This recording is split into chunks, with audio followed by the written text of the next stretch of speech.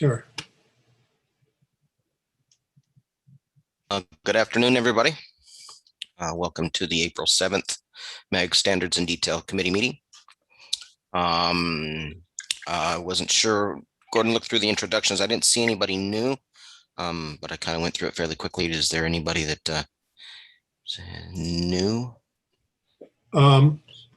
Keith Esty from Phoenix is joining us today because he's working on a case that Phoenix is submitting as a new case. So he wanted to be here to help answer questions about that. I think everybody else has been here before. Okay. If you are new and we missed you, please, if you just kind of introduce yourself. So other than that, I'm going to move on to item number 2, the call to the audience. To attend the meeting by technological means, members of the public may access the link to watch the video stream on the MAG website by clicking on the View and Listen link provided under the Related Links section at www.azmag.gov/event/2709 or 7. Item number 2, members of the public may submit written comments relating to this meeting to azmag.gov/comment within 1 hour of the posted start time for the meeting. Don't think we got any comments, did we? No, I didn't receive any comments in advance.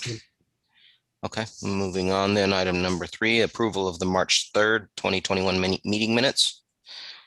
Everybody take a minute or two and look at the meeting minutes.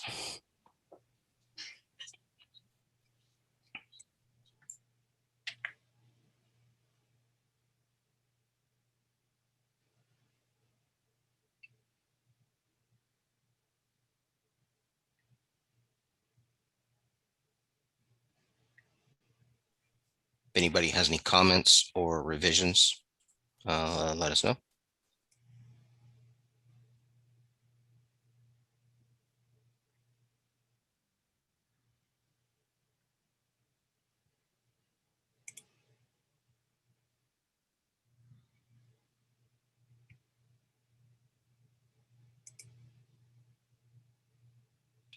Not hearing any, Gordon. This is just a voice count, correct? Or voice vote? Yes, we do need a voice vote, and I can pull up the voting sheet real quickly. We need the move in the second, don't we? Yes, that's right. We do need a motion in a second. I'll make a motion. I'll second it. Thank you, guys. So that was a motion by Carl Rockwell and a second by Gregory Arrington. Is that correct? Yes. Okay, thank you. That's correct. Avondale? Yay. Buckeye is a yay. Chandler? Yay. El Mirage? Not present. Gilbert? Yes. Glendale? Present. Goodyear? Maricopa County? Yes. Mesa? Yes. Peoria? Yes. Phoenix?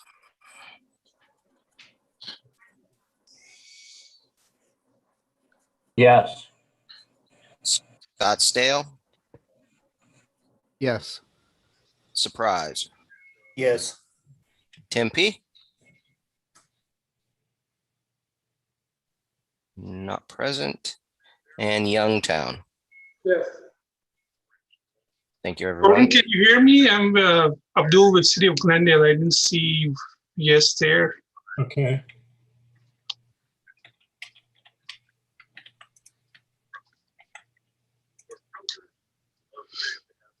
Thank you.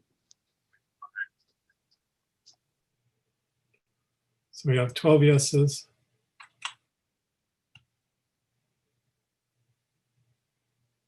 Three not present.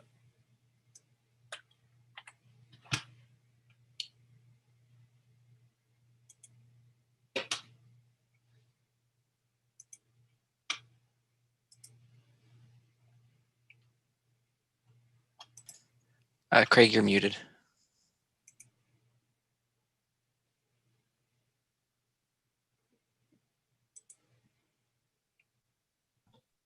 You're on mute, Craig. I got too many mutes here. Now we can hear you. Okay, I'm just gonna leave it unmuted so I don't forget to press the space bar, or I don't forget to go anywhere from there. So anyways, all right. Moving on down to number 4, the staff report. Gordon, the MAG reopening plan. Yes, there was a brief discussion about it at our staff meeting last Friday. And the latest things that I've learned is that the MAG staff is going to continue working from home through June and begin the kind of a back to the office plan starting in July. And it's yet to be determined who all will be coming back and how many and how they're going to be spaced apart. But they also said that probably the soonest that we may have in-person meetings again would be in August. And that also may be determined in part on what type of upgrades to the meeting rooms need to happen, because we want to continue to allow people to participate via Zoom. So we need to have some way of people who are using Zoom being able to see what's happening in the meeting. And also things like I've been able to pull up, the agendas and cases and things like that for people to see on Zoom. And so we'll need that capability in the meeting rooms as well if we're having some sort of hybrid meetings. So that would be probably the earliest. And since our meeting is very early in August, I wouldn't even count on that happening as an in-person meeting. So really, we may have one in September, possibly August, but probably not likely. But Well, then, possible since we we- may not even meet at all in person this year, since we typically only meet through September. yeah, that's what I was gonna say, Gordon. We usually don't meet. The last meeting's in September, so it doesn't make sense to gear up for one big meeting. So we'll let everybody else work out the bugs for next year. Yeah, that's part of it is, I know probably some of the mayors type meetings, some of the policy type meetings, they may want to work on those first rather than some of the technical meetings. But yeah, there's still a lot of uncertainty. And I know, like I've got my first round of vaccine, but I haven't got the second. And I know a lot of people haven't got any. And so when everybody is vaccinated and feels safer to be back in the office, meeting with other people, and what sort of protocols that still need to be in place, there's still a lot of uncertainty. If people aren't vaccinated, can they still come to public meetings? And, probably. So what does that mean if there's a bunch of unvaccinated people at meetings in the pandemic? We still don't really know for sure how we're going to handle it, or how do you safely, space people out if the meeting room holds 20 people and 20 people show up. A lot of questions still. Yeah, I think where we're at right now. Uh-oh, am I on mute again? No, we can hear you. Nope.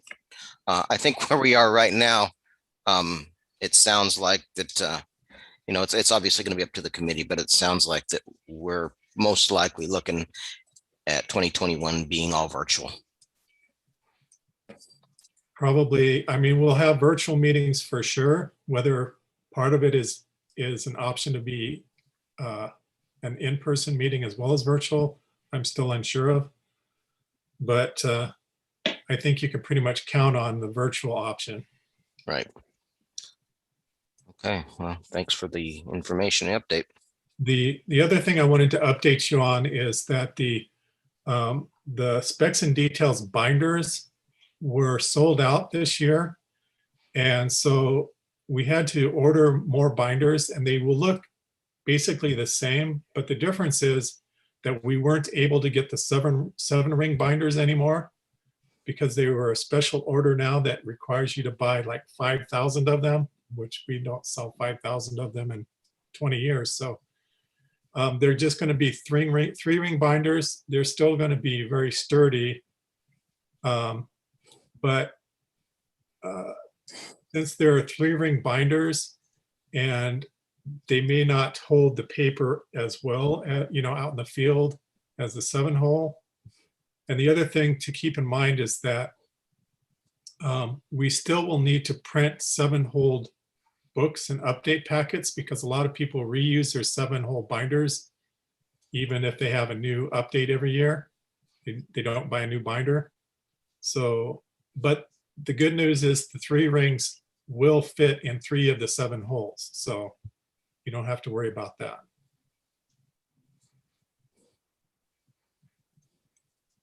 Okay.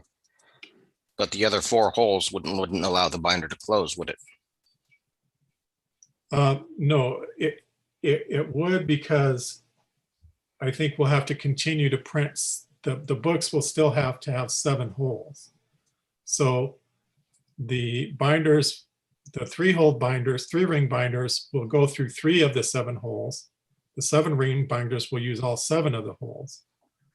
But for the 3-ring binders, there's going to be some empty holes, which I know one of the reasons they used it in the past is because the extra binders helped keep pages from tearing out. But that really isn't an option anymore. And we did a search, a nationwide search, and no one could do it without a special manufacturing now. They don't have them just in stock anymore. All righty. Do A and B. I got some old binders if somebody wants one. I saw this coming, so I saved them.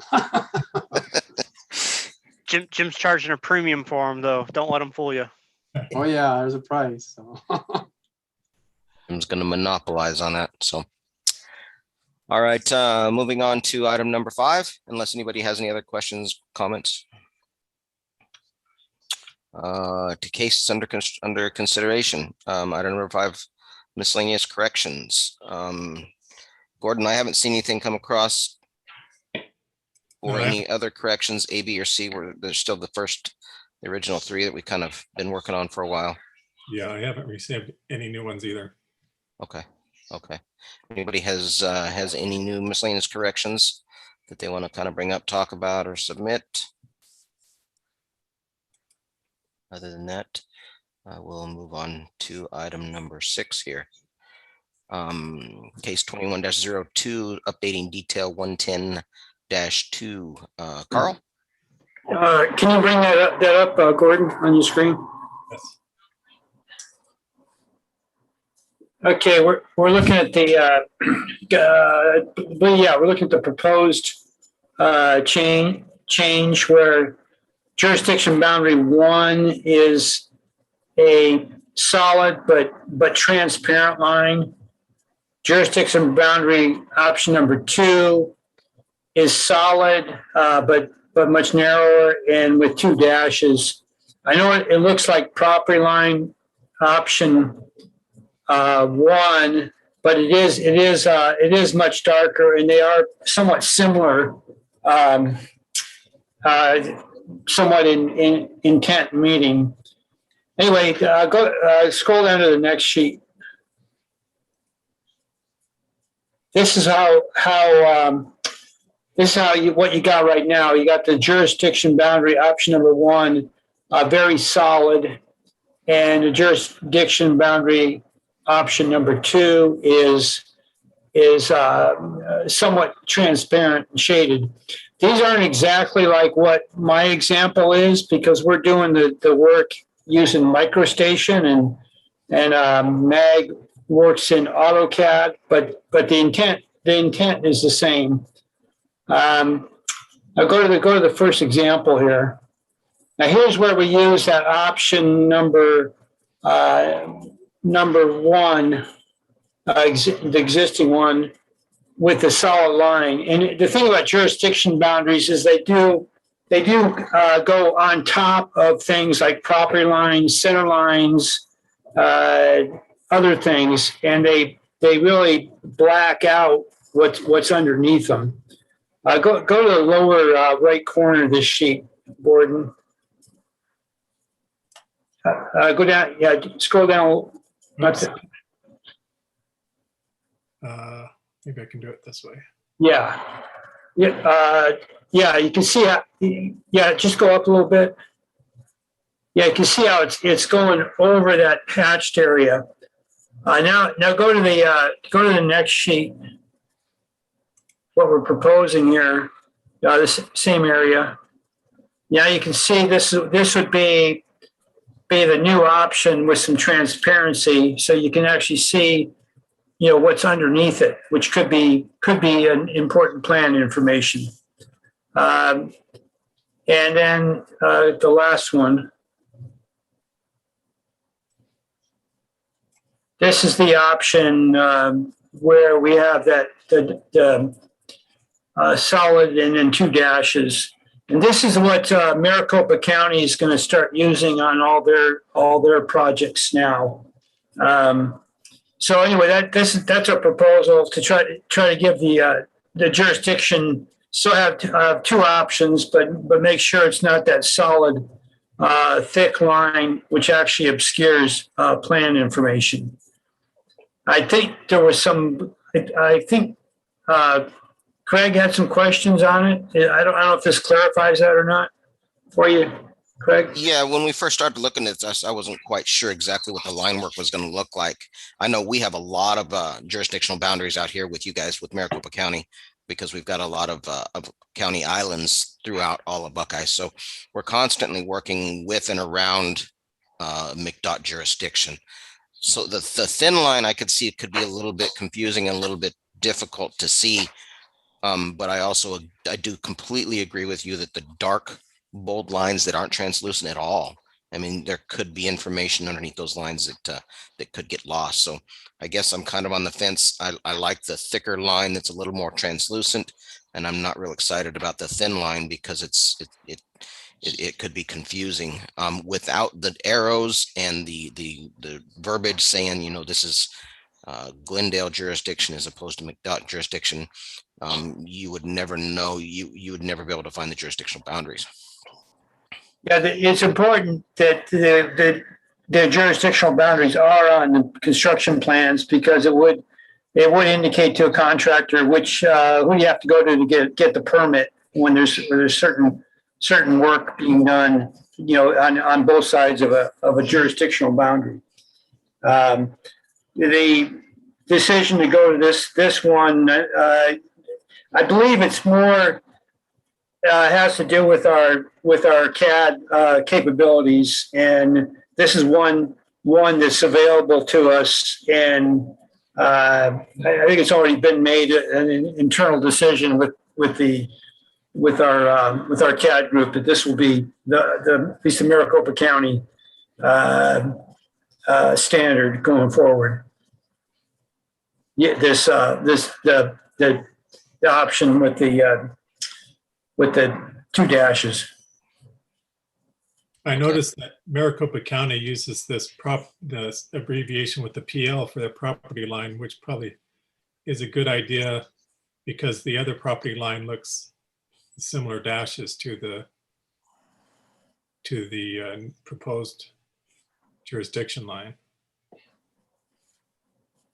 And I guess the 3 dashes is existing right away. Yeah, and yeah, we fade that stuff back pretty much, but the jurisdiction line is darker than other things, so it's pretty clear. It's not getting lost too much in the line work. And some of these plans get really busy too. There's lots of underlying utilities and fences and lots of other things. So it is a darker, it is a darker than most other things that are considered existing and not necessarily new improvements on a plan. Okay. I think that answers my questions. Like I said, with the utilities that we've got in our area and the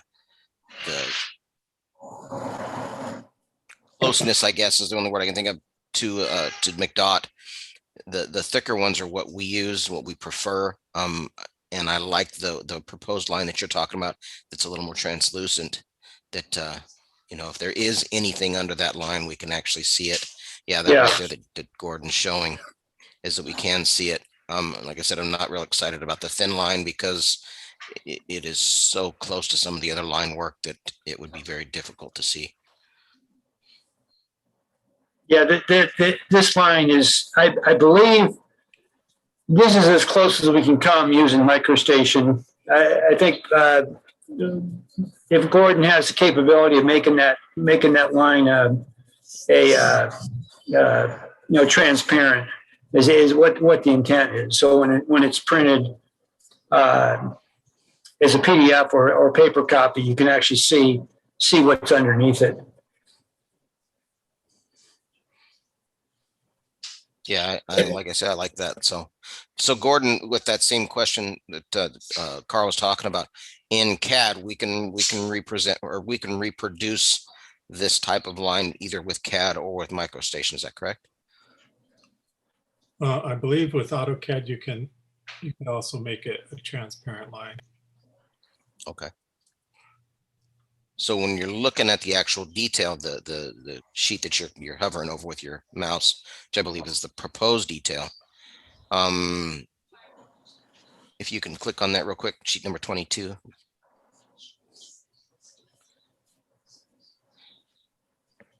So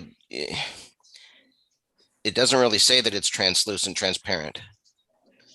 No, Yeah. other than the other one is clearly black, very black. This is more of a gray. Right. And I don't know if that MAG has true CAD standards published like ADOT does, or Maricopa County has a thing goes on. I think each city's got their own CAD standards, but the idea is it is a transparent line.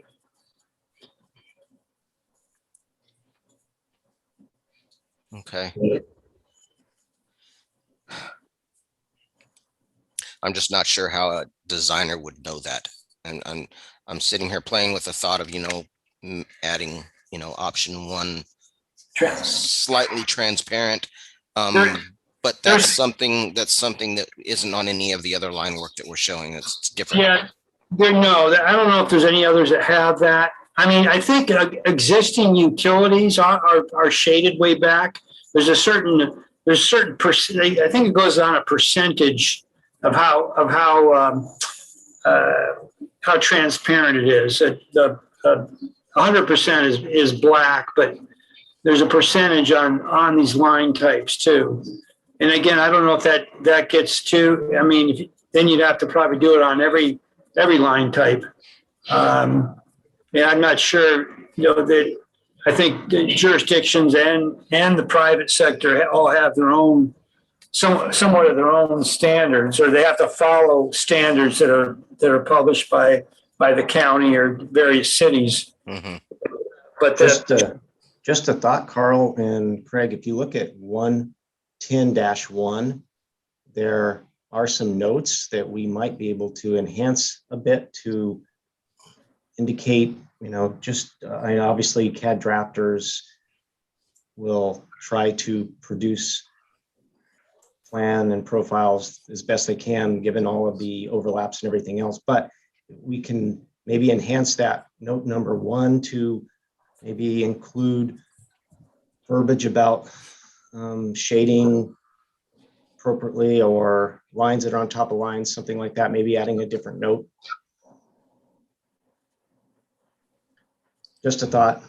If you pull up 110-1, you can see what notes are there right now.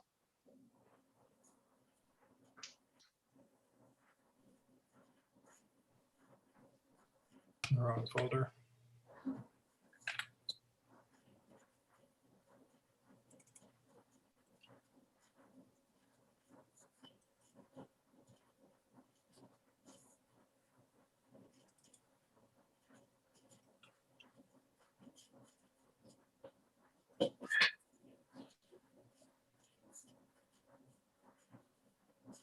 That just, you talk about 101, I think it is, the page you're talking about. Is that correct? These are the notes that, Maybe there too. Yeah, I saw what you're talking about, Warren. It Yeah. was note 1 and note 2 on the detail, the plan symbols Right. for existing features. This isn't necessarily an existing feature. Correct. I guess Maybe yeah. an additional note or something either on that plan sheet or something to provide, because that would apply to any of the layers. Any of those layers might cross or be on top, right? Not just jurisdictional boundaries. yeah, well, some things are definitely on top of other things, like your pavement edge is definitely on top of an existing utility that's buried. So,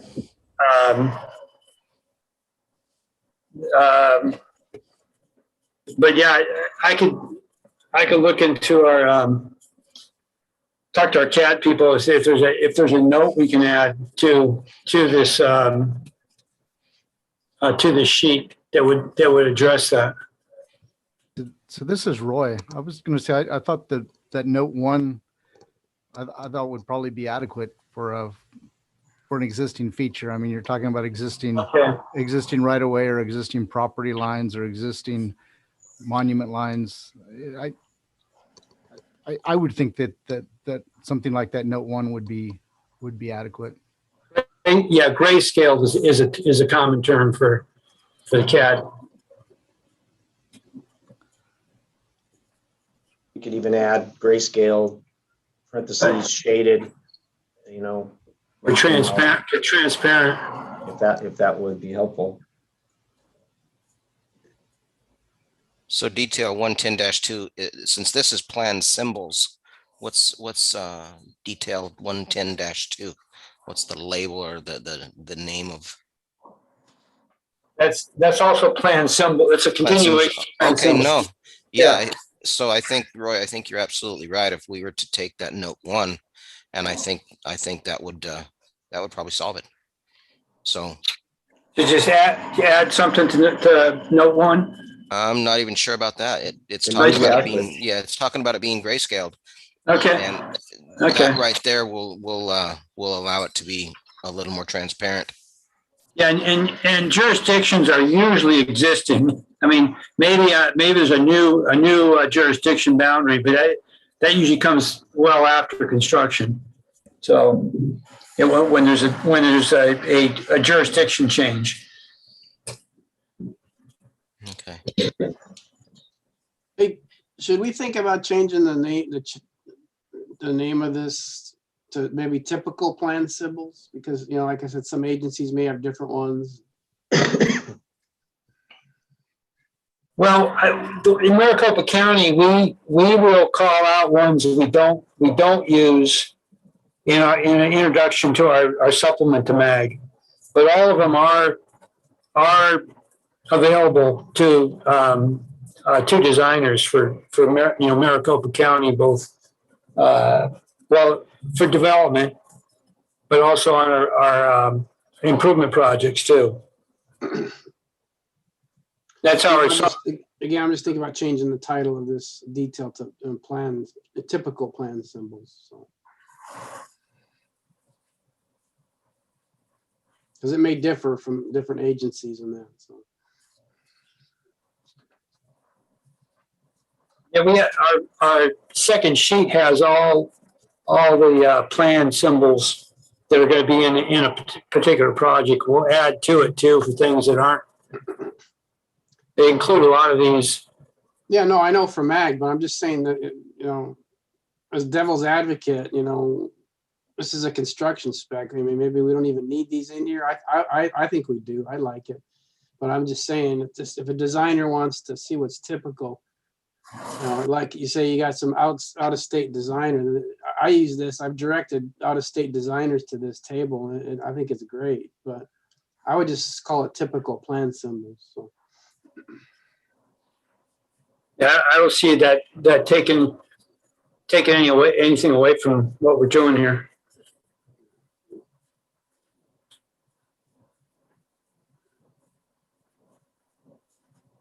Yeah, I don't see anything wrong with that either.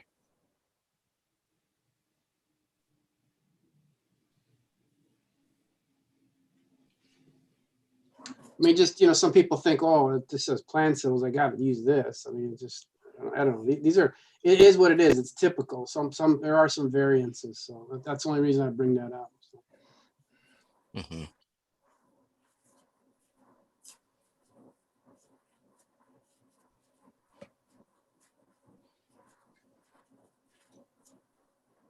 So I don't hear any other comments. I don't know if what everybody else thinks about that. So do we want to, are we okay with that jurisdictional boundary option 2? I know, Craig, you got some issues about it, but would you be on your plans to use option 1? We would definitely be using option 1, just so it's one of those bold lines that stands out. So yeah, that would be something we would definitely be using. Does anybody else have any issues about option number 2?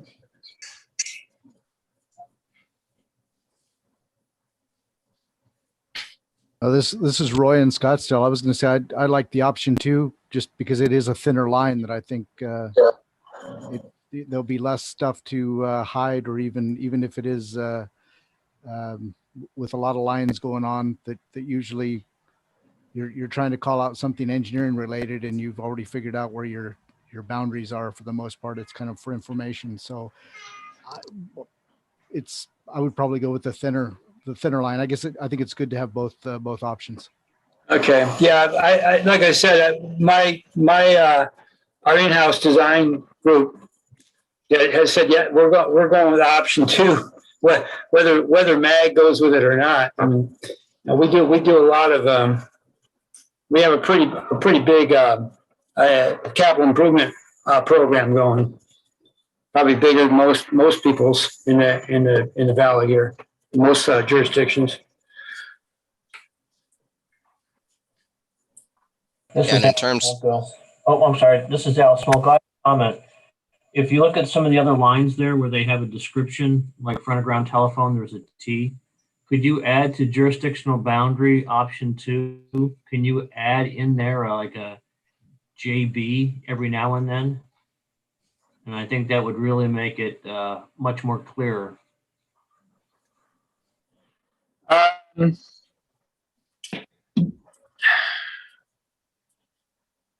I've never seen that done.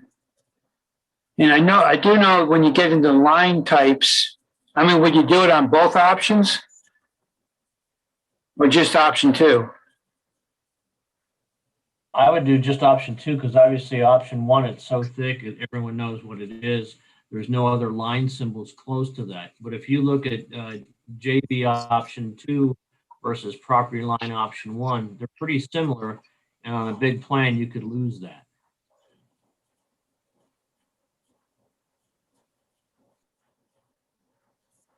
I can certainly ask, but I think it's in doing line types, it's I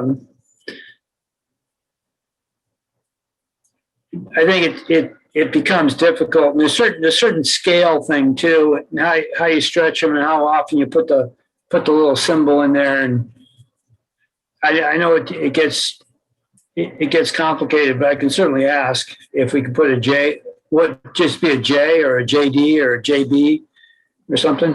I don't know. Well, whatever would be easier. I mean, a J would probably, nothing else has a J in it. So I think that might be you may just want to use a B for boundary. versus a J.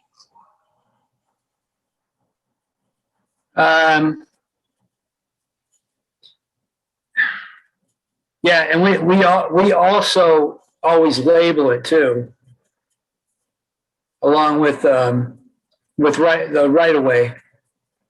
Well, We- that's true. So maybe on option one, you put in a little break in the line and then in parentheses, you say agency.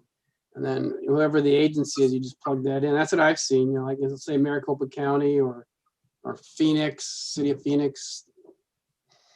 On the line itself. Well, no, it's just basically, they basically just have a break in the line. And in parentheses, or it doesn't have to be parentheses, but I've seen them in parentheses. It'll say the name of the agency, like Avondale or Phoenix, whatever. Yeah, but which side is which though?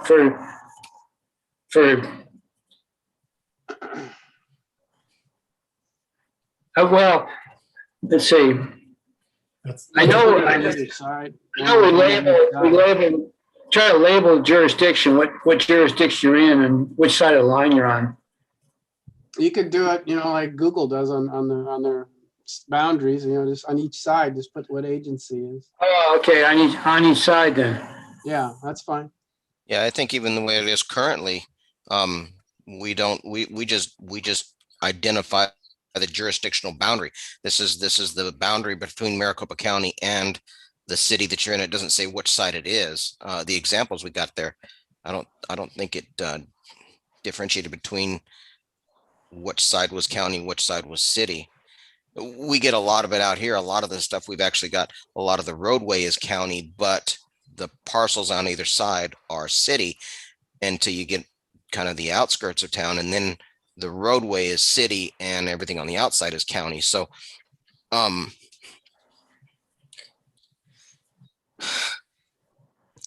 there's another sheet I think we show it on. It's our geometric sheet, which is a lot bigger scale. It's pretty much the whole project on one sheet, and you can clearly see on that one the boundary and which part of it is city and which part of it's county. On each individual plan sheets, it might be difficult to determine that. You might have to turn back to the bigger sheet, cover sheet, or jurisdiction or geometric sheet, a geometric control sheet to see, you know, which side is which. And no, I have seen it that way too, where it's labeled on both sides. You know, one's Maricopa County, the other's Buckeye or Glendale or whatever jurisdiction it is.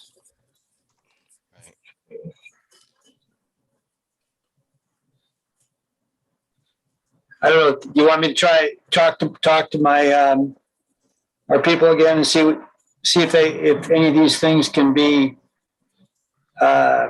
incorporated before we go with voting on this? it sounds like that might be the best way, because it sounds like there's a couple of options in there that others are looking at. One is, can we add a J to the line? Add letter J. Yeah, letter J or B or the actual name of jurisdiction. Yeah. As part of the line. Say again, sorry. So you want to break the line of parentheses, and then you put in whatever city it is, Phoenix or Glendale, or is that what we were suggesting? I think that's what it was, similar to the underground electrical conduit, where you've got the parentheses conduit. You would just you put your parentheses. Yeah, this is Al Smolko. I would think that the only problem with this is if you look at all the different lines on this page, the property line option 1 and the jurisdictional boundary option 2 look too similar. So if you break them up in some way so that no one will get confused because one is, point and the other one's 9 point or something, that you would be able to tell on the actual plan what the line is. So if you have to add something to it with another dash or something, make it unique, or add some kind of a letter or symbol or conduit or boundary, whatever you do, you just need to make it stand out so it's not confusing. Okay. Yeah, I agree with that. So it's the one line type you have that's very similar to it is that property line option 1, where you got the 2 dashes and then the solid. Correct. Correct.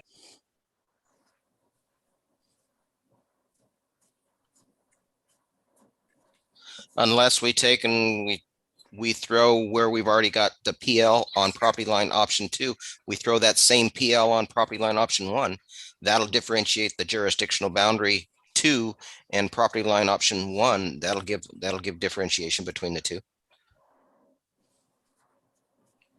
That may be the simpler option. Then you can, like Carl said, often you'll just have the leader call out indicating what the boundary is, whether Right. it's, you know.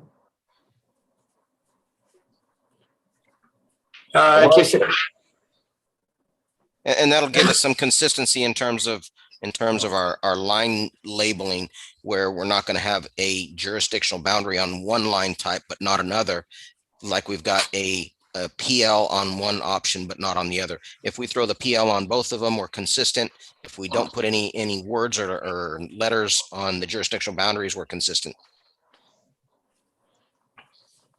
Can you check, Gordon, if you can do that in AutoCAD? You can actually put a PL on that line with the 2 dashes on property line option 1.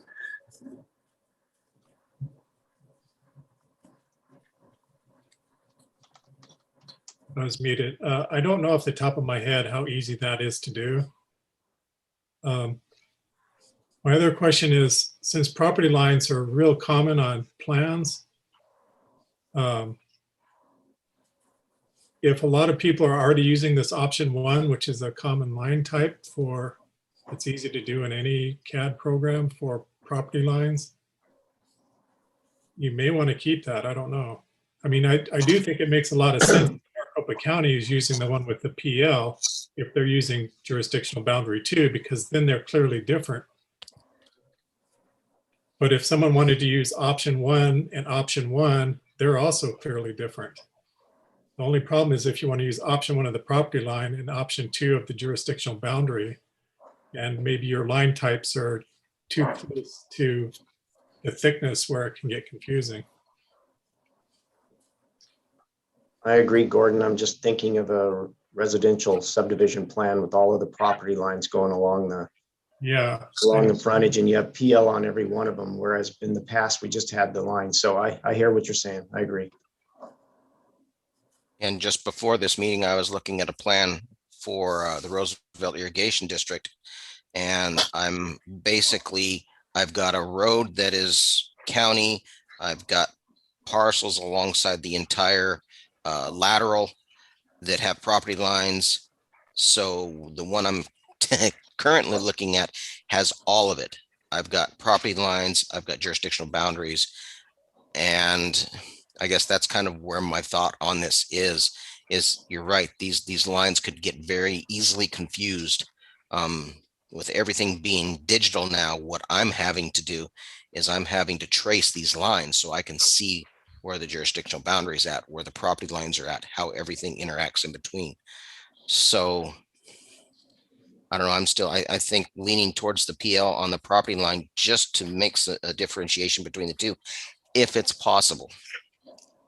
I guess that's probably the biggest question. In AutoCAD, you can create custom lines with the text. It's just a matter of creating that custom line type. Obviously, drafters often just do a break and insert text manually as well. I mean, that's always on the table, right? The manual. So it's possible in AutoCAD. I can't speak to MicroStation though. But it sounds like MicroStation is going to use option 2 anyways, which doesn't This is Alan again. Another general question. If you use property line option 1, are you mandated to use jurisdictional boundary option 1 also? Because if you do that, and then if you use option 2, then you have to use both for option 2. Then you wouldn't have a problem. I'm not sure if you could use option 1 in one case and option 2 in another. Yeah, I don't think it's mandated anywhere. Yeah, these are like kind of choices to the either jurisdiction or even the designer. Yeah, most of our work out here is all through consultants, so we're not going to dictate the line types. You know, you can use this, you can't use that. We typically don't like to do that. Again, that's why Yeah, I think we call then, this. then you're going to need typical to plan. differentiate it then. Yeah.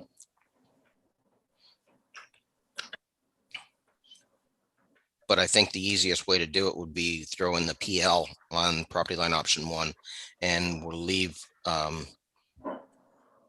Carl's jurisdictional boundary option 1 and option 2 the way it is. I think that's the biggest catch here is property line option 1 and jurisdictional boundary option 2 are so similar that when you're looking at a plan set with a bunch of lines on it, they easily could get confused. And they could be right on top of each other. And they could be right on top of that. Is correct. Yeah, that's a kind of caveat there.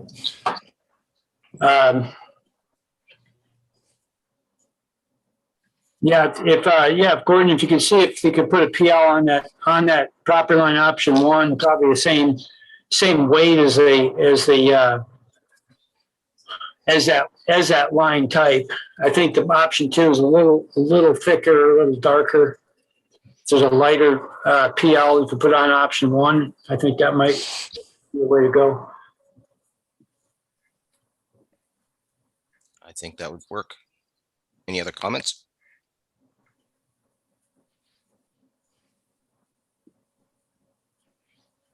So we want to make some changes and then perhaps have it on the agenda again next month for. We're not, I don't think we're ready to vote on this at this point. Let's get that option 1, make sure we can do that. And I guess there was calling these sheets typical plan symbols. Now, what does the group think about changing the title name to typical plan symbols? I mean, I'm okay with that. I'm too. I see the thought process behind it. Works for me. Okay. Okay. Got my vote. Yeah. That would include detail 110-1 as well, right? Yes.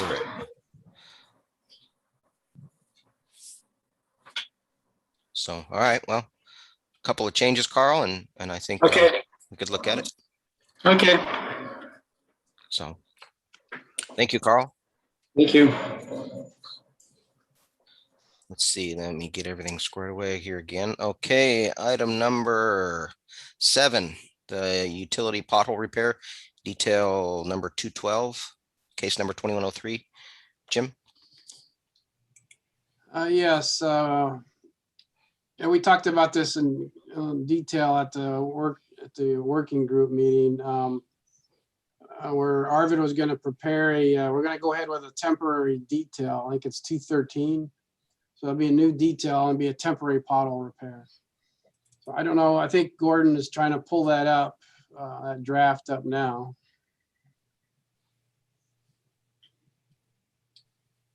Let's see.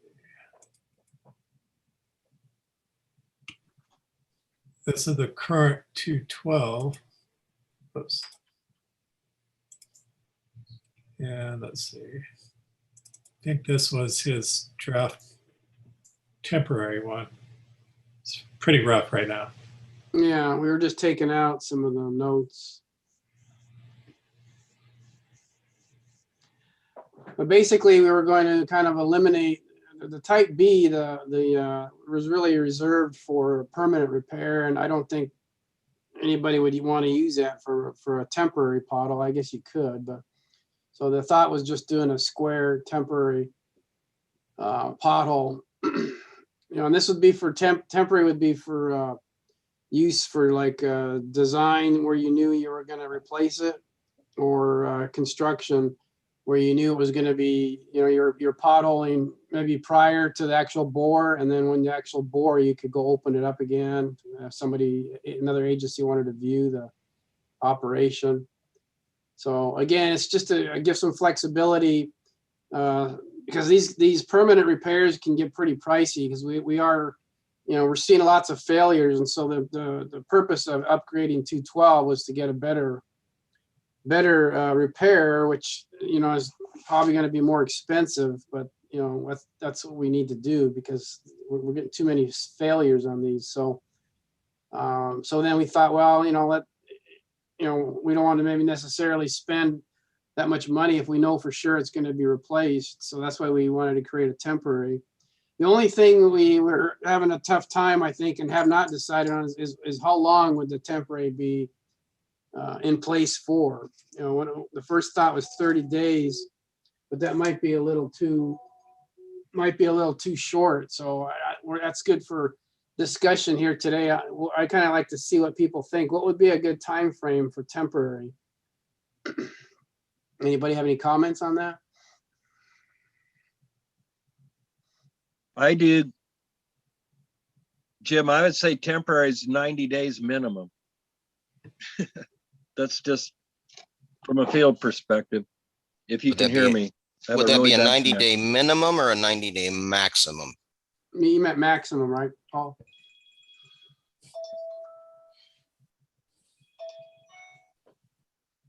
Right, Paul, maximum? At that point, you got to do a permanent. He said his connection was bad. We might have lost him. Oh. Yeah, I think he meant a maximum 90 days. I'm kind of for that, because 30 days is not enough. I mean, 90 days might be cutting it close too, but we got to draw a line somewhere.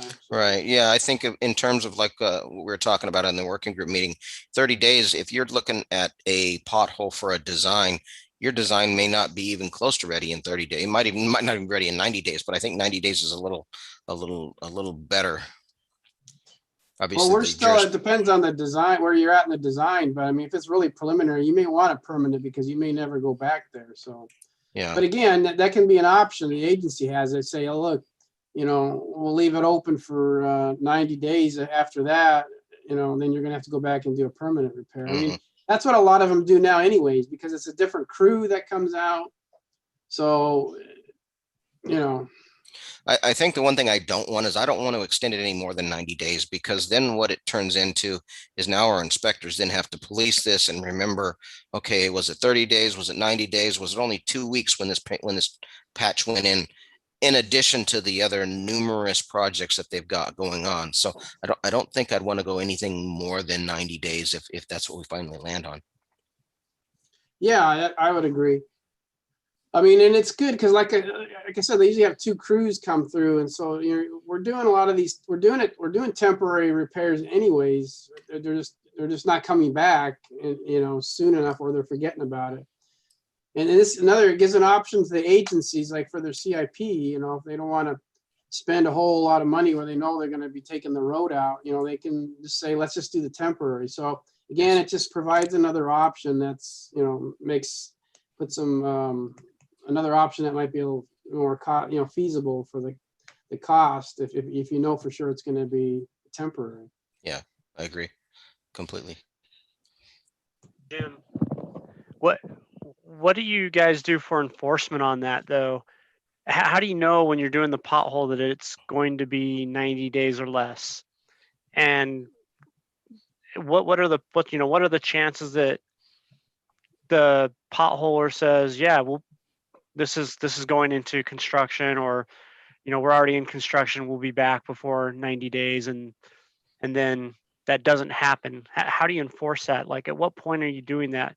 I think either you or Craig just mentioned inspectors having to try to remember to go back and police it, but is it only at permit closeout, or what do you do?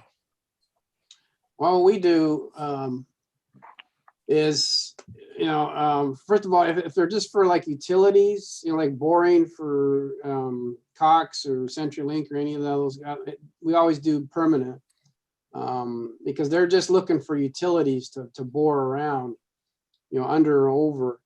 But for like developments, say you've got a subdivision coming in and they want a pothole ahead for, finding tie-in points and that's kind of up to the agency, when they permit it. I mean, you in the permit, if they call out which one they want to use, that's what we do. We have when we call out the permit, or we call out the actual mag detail they have to use, and if they can convince us that it's temporary, then we'll let that go, because we know they're going to be coming back for more work, and so we've got that leverage, and then when the permit's closed out a year later, we look at those.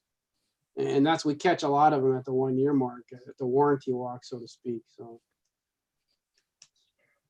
This is Peter. You make a valid point, but also remember there are a number of agencies that have requirements for having cross sections developed for utility underground installations, lateral installations that are going to be bored.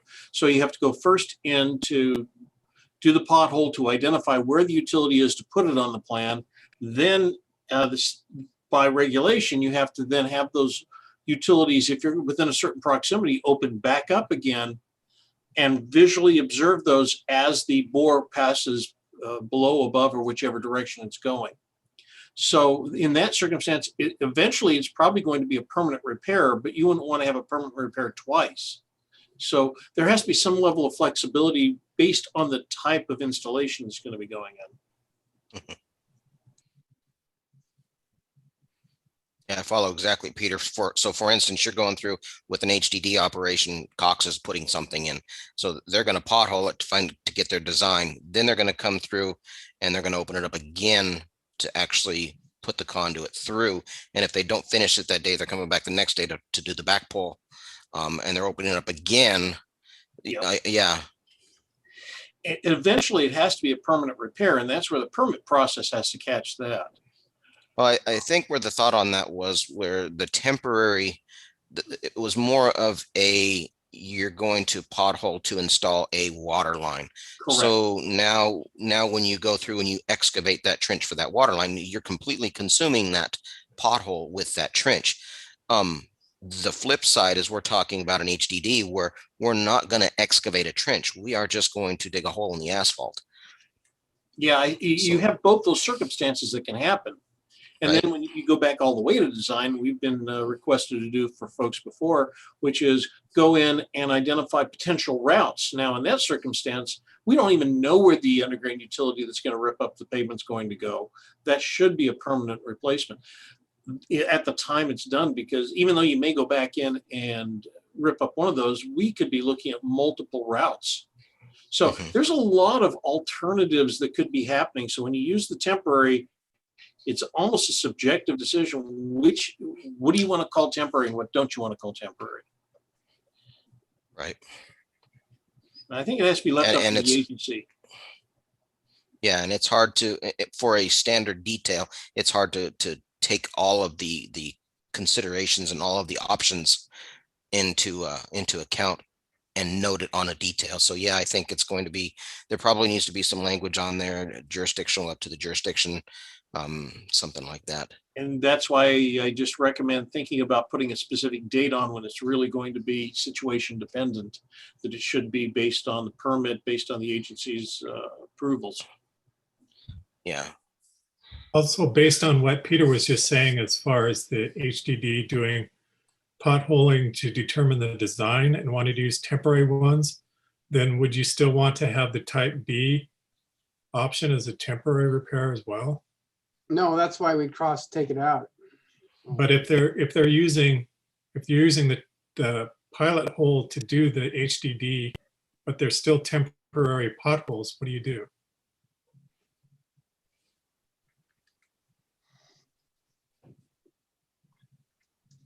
You'd have to probably spec out, after 90 days, you come back and do a permanent repair per 212.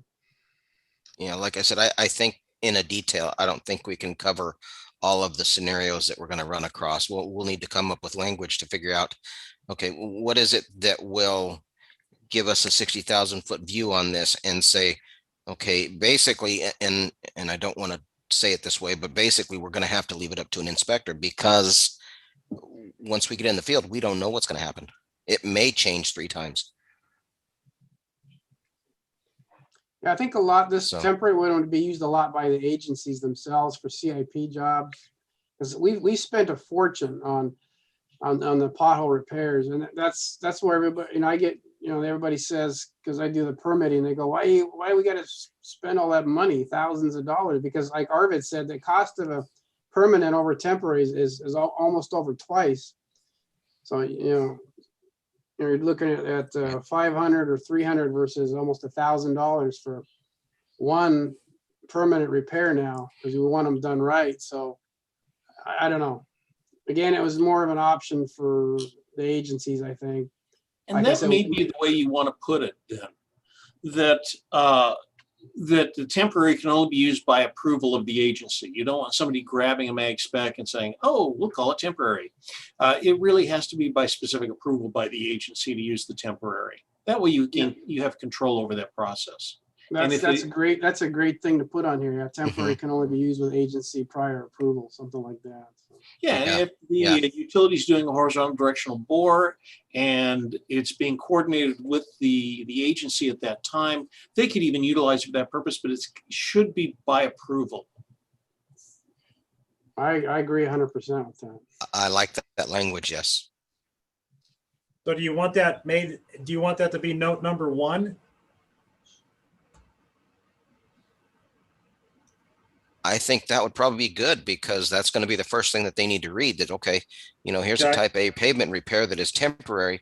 Note 1, oh, I've got to go to the jurisdiction and get approval for this thing. Right. Okay. We'll just assume that the designers read the notes. Yeah. Yeah, because we're still gonna, like, for all these HDD companies coming through for utilities for the fiber and stuff, we're requiring the permanent one. There's no option on that. Yeah, because they're gone in a week or two. So. Yeah, and again, if there's no design that's being done for that purpose, that's good. But there are specific agencies that require submittal for the utility to provide them an engineered plan, which shows the cross section and how it's going to be done. That plan's being submitted for permitting, for approval, so they can go back in and do it. At that point, you're going to end up having 2 potholes next to each other if you do a permanent repair twice in a row. Yeah. But that, again, should be the agency's call if that's the way you want to do it. It's your street. Arvid, you want to reiterate again the onus behind creating a temporary detail? Do I want to what again? Want to kind of reiterate why we're looking at this? From your perspective. So the temporary is really going to be in there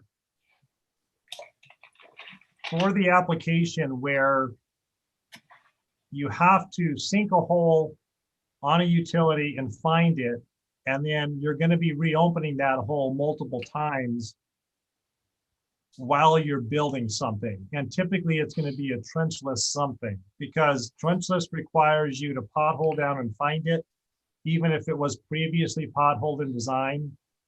And then you keep reopening that hole until the trenchless has been parked, whether it be a steel casing or multiple passes with a directional bore, and you park the carrier pipe.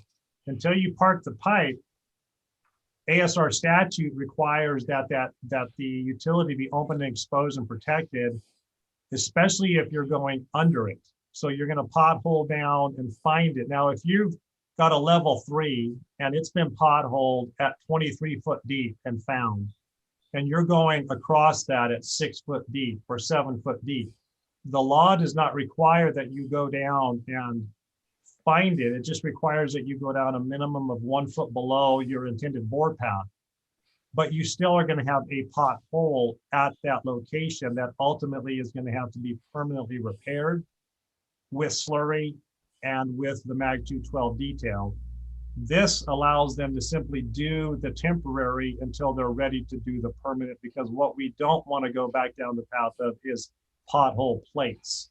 Pothole plates have historically been sucked out by larger vehicles, and then they become a tremendous safety hazard and liability for everybody involved. So again, they're just temporary, strictly an agency approval required is the number one note now. That's correct.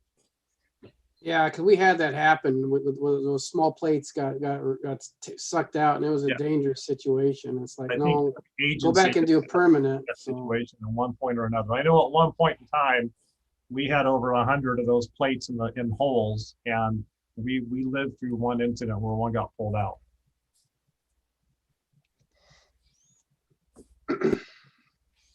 Ironically, those things can be flipped upside down, and they make really nice holders for umbrellas around your pool. It sounds like to me that based on the conversation that we just had there, that the temporary pothole patch, rather than be defined by a time frame, is associated as a replacement for when you might otherwise accept a plate. If you'd normally accept a plate, you use the temporary pothole patch. If you would not normally accept a plate, you use the permanent pothole patch. Well, the temporary is just temporary though, Ryan. It's just for the duration of the installation of the utility, and then it gets permanently backfilled. And that's my point. That's what the plate would be, right? Temporary. Yes, and in today's world, the typical plate that's being used is a milled in 6x4 or a 6x8 plate will be milled in and dropped in over the pothole, which creates a larger patched area. And so yes, this could be in lieu of a plate for the construction period. That's absolutely correct. Earlier, we were talking about timeframes to associate with the use of a temporary pothole patch. And what didn't come up was, when do we allow a plate and when we don't? And it sounds like this being in lieu of a plate, the time frame should be similar. When you would allow a temporary versus a permanent pothole ought to be the same time frames or the same permit conditions where you might otherwise have a plate, rather than just listing out a time frame. And again, that might go back to agency discretion, but I think that's part of the discussion. I wouldn't put a time frame on it, because we did a job where we had potholes temporarily backfilled for 3 months because we were doing it took us 60 days to do a long directional bore and ream the hole out and pull in the product line. So we kept reopening them every couple of days that we would cross them until we got the pipe parked. And then once the pipe was parked at the end of the project, we then came back when we were doing all of our final asphalt replacement on the pits and did everything all at one time and put them back to a permanent status, slurry filled them, permanent patched them. But they lived in this temporary, and we maintained them while we were there in case they started to bucket out or anything like that. As opposed to plate, correct? And you're correct. That's why this is a good option, because steel plates can be very cumbersome and challenging in certain areas to get milled in properly. And in that case, we were actually crossing ADOT right away, and so the entire point A to point B was their entire PCCP. And what they didn't want us to do was mill the PCCP, and they didn't want us to pull out a whole section of PCCP and replace it. We were able just to reuse the coupons that we took out.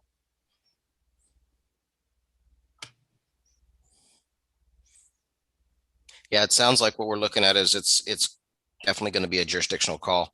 And it's going to be design controlled. And the big differentiation to that, Craig, is going to be, is it a request to be used during design or is it during construction? Because if it's during design, it's pretty hard to justify it, because they're going to typically pothole, find the utility and backfill, and then move on and then wait 30 or 40, 50 days until they either have to do a redesign or they eventually go to construction. It's really only during the construction period that it's going to be used to avoid having to plate anything.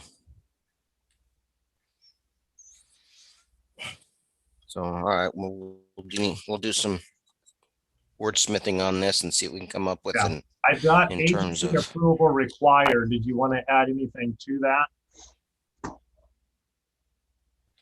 Or like Ryan said, maybe we had a statement, this is to be used and replaced in lieu of plates. Okay, agency approval required in lieu of steel plates. Yeah, I think something along those lines that Yeah. this type of pavement repair may be used in lieu of plates with agency approval. Okay. I've got it in there already. Was there anything else that you wanted to wordsmith while I got it up?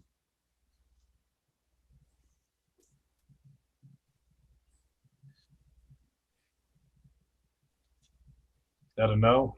Do we want to have a maximum dimensions on this, like 2 by 2, or I don't want someone coming in saying, doing a big old 10 by 10 patch. Well, I'd say right now it's 1 by 1. I would leave it at 1 by 1.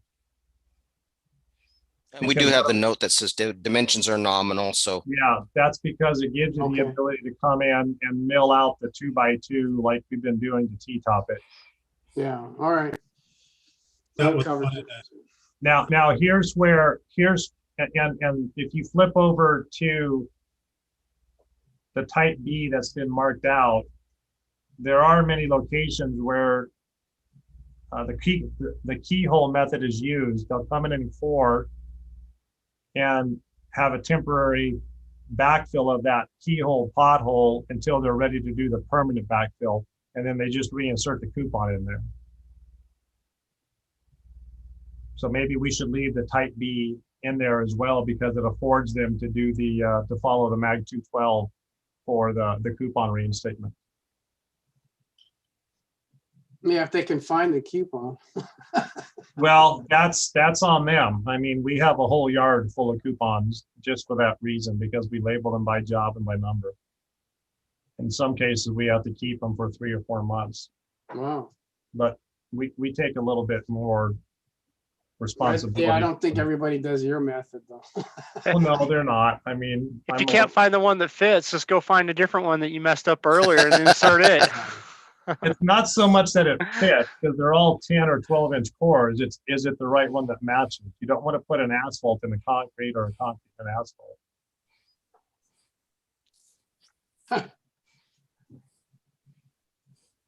Yeah, that All might right, be these are all noticeable. good comments. So. Okay. Okay. I'm sorry I was late. In this world of Zoom, everything runs long, it seems like. All right, thanks, So- guys. Any other comments? I don't know. I'm still kind of, I don't know if we want to get rid of a time frame completely. So I don't know. I just don't want somebody to forget about it. So. And then you got no leverage to get them back. So Yeah. let me comment on that, Jim. And I'm just going back to the way the city of Phoenix does it, and maybe the other agencies might want to do this. But anytime that we do a project in the city of Phoenix that has a pothole, we have to get a permit for the pothole specifically. And the permit is only good for 5 potholes, from 1 to 5 potholes. So if we have a job that has 100 potholes on it, we have to get 20 permits, and every permit requires a $500 deposit.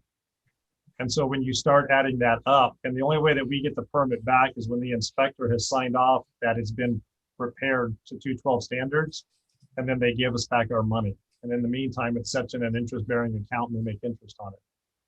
So it might be something that the other agencies want to start looking to do in order to hold the contractor accountable to get that money back.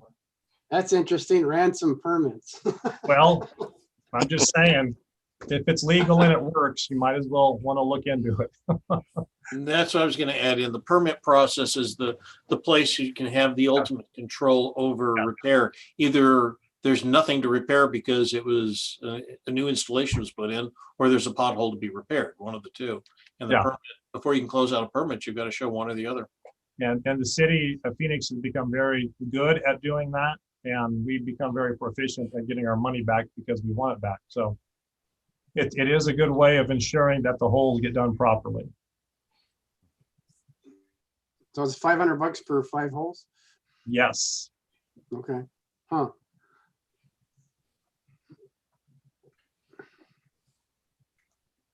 I don't think we could add any of that language in the standards, but No, it's something to take up to our management, you know, it's and maybe definitely if we're not something- going to charge, if we're not going to charge a dollar amount for a number of holes, maybe we could always put a clause on the permit that in the event you don't complete your projects, we don't issue you any more permits.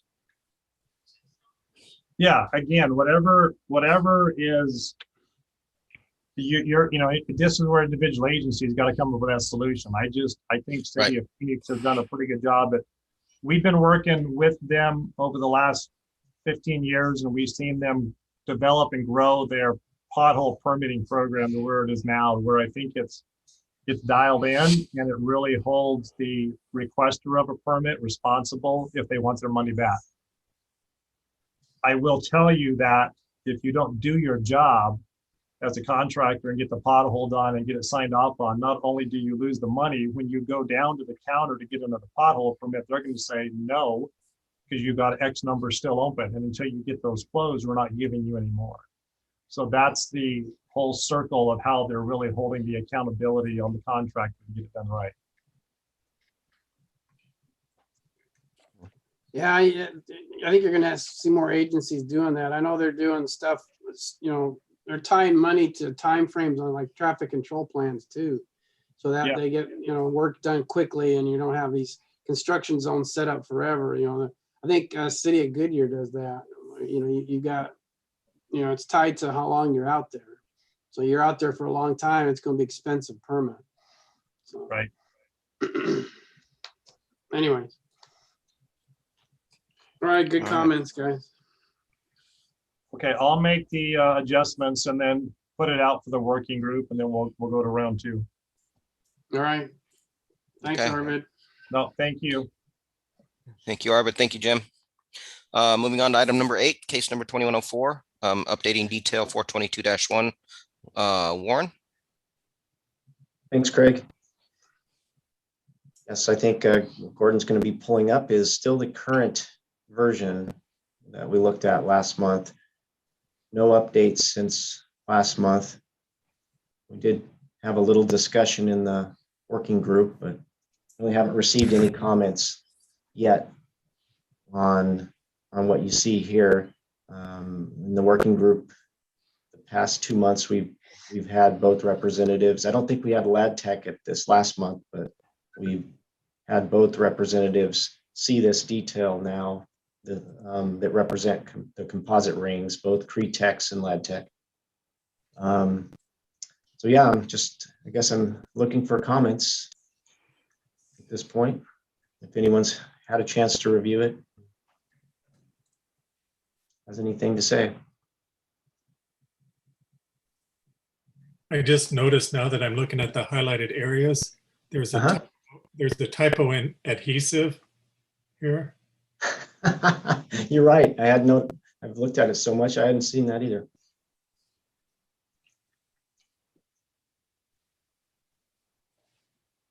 I can fix that. Yeah, then over to the left there on their concrete, it looks like you're missing an L there on collar. Point to it, please. Oh, that might be the. It's just a glitch in the print. If you zoom into it, it might clear up. Yeah, it's okay on my print. Yeah, it's over there on the right too, and horizontally. You're missing the leg on the T. I think the scan is maybe not showing up as well. But if you zoom in, somebody's got to clean their scanning glass. if you zoom in close enough, you can see it. Yeah. All right. So. All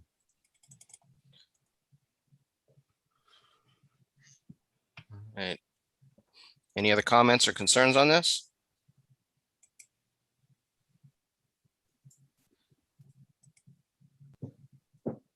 And we've looked at this a couple times in the working group, haven't we, Warren? Yes, Okay, okay. keep it open. Minus the spelling error, do you think you would be ready for a vote next month? As long as everyone is comfortable, and we still have some time if everyone is comfortable with that, or if they want some more time to review it internally, I'm open to either way option. I know I haven't gotten any response back from anybody that I've sent it to, so I'll probably rattle a cage or two again, see what happens. Yeah, I think the only problem we're gonna have in installation in the field is this, the adhesive and you know, how they're using any kind of they're gonna be coming up with interesting products that they've got at Home Depot to use.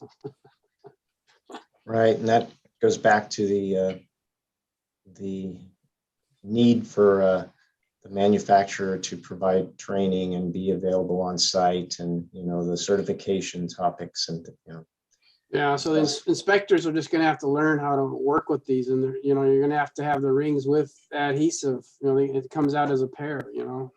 Right. Warren, do you know the adhesive that actually comes with the rings? Is it labeled specific for the rings, or? Well, it sounded from what we heard from Cretex is they like the M1 adhesive caulk, moisture curing polyether, and then LabTech preferred the C990 caulk black butyl rubber. So each manufacturer had their preferred adhesive, and obviously not the liquid nails as Jim mentioned, but so I don't think it's necessarily marked specifically for the composite ring type, but it's something that the manufacturer will provide and as part of their spec, I suspect. Do you know, is it in their literature also? Don't know for certain on that.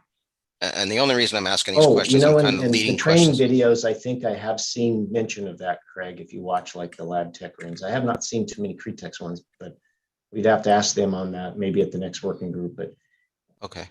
Sure. Yeah, the only reason I kind of say that is I'm kind of leading into to have an inspector on site. Does he have some documentation to say this is what can be used? And maybe it's as clear as their documentation specifically states shall not be liquid nails. If it's something like that. But as an inspector, how will an inspector know which adhesive is the approved type? And I think we can get into that note 4 right there, shall be in accordance with the manufacturer's recommendations. So I think that'll cover it, but I was just kind of curious as to how that worked. Well, at least in the world we've been talking about, at least in the terms of the training event that's offered, where the manufacturer is there with the contractors and the inspectors, so everyone sees the process, sees the products, so they're aware of it, and then when it happens in the field, that they should see the same products that they've already witnessed. So there's always kinks or holes there, but yeah. Okay, no, that's perfect. So, but yeah, we can keep talking about it, or we can put it up for a vote next month, depending on what you want. Yeah, let's do that. Let's see if there's no more comments next month, then we can call for the vote. Sounds good to me. All righty. Any comments or questions? Warren, thank you. Moving on, item number 9, the case 2105, proposed new details, 521-1 and 521-2. It's the curb opening catch basin. Used to be the City of Phoenix detail P1569 from myself here in Buckeye. So we haven't seen anything in terms of, and I just lost my screen. Go figure. There it goes.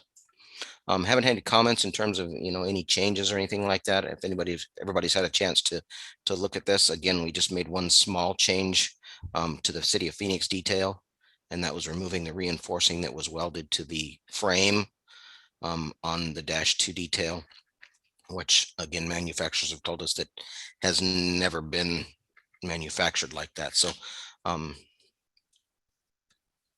not sure if there's any comments or questions or concerns. Again, this detail has been used by the city of Phoenix for a number of years. So, And I'm sure it's evolved a little over the years too, and all the past kinks have been incorporated into this, right? I would imagine so. Again, like I said, we conveniently borrowed it from the city of Phoenix, and this is what we've been using for a number of years. So, I don't think that there's going to be too much on it because, again, it's been the catch basin in their standards for I can't even tell you how long it's been in there for, that I know of, 12 years. So, but yeah, that's kind of where we're sitting on that right now. Not really hearing anything. I was thinking if we could maybe put it to vote next month.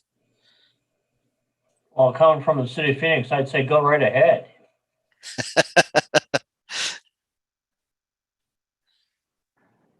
The real question is, if we put this in MAG, is Phoenix going to delete their standard detail? We probably will, but it'll take us several years. Oh, fair enough.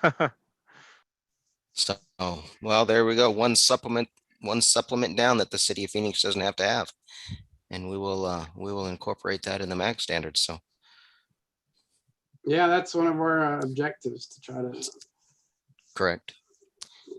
lighten up the supplements of the different agencies.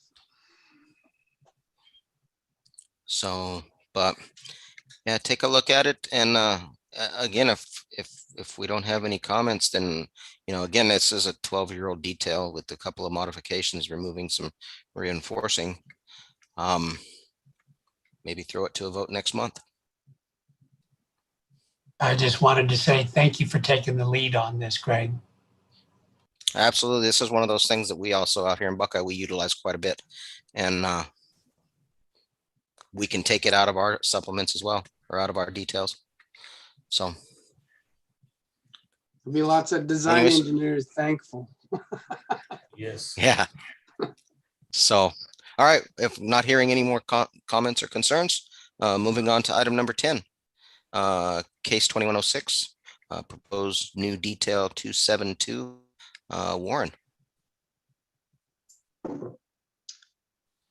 Yeah, so this looks quite a bit different from what was in last month's packet, based on our discussions about smoothing it out along the edge, the concrete edge to the pavement, making it a little easier for milling it in overlay and constructability.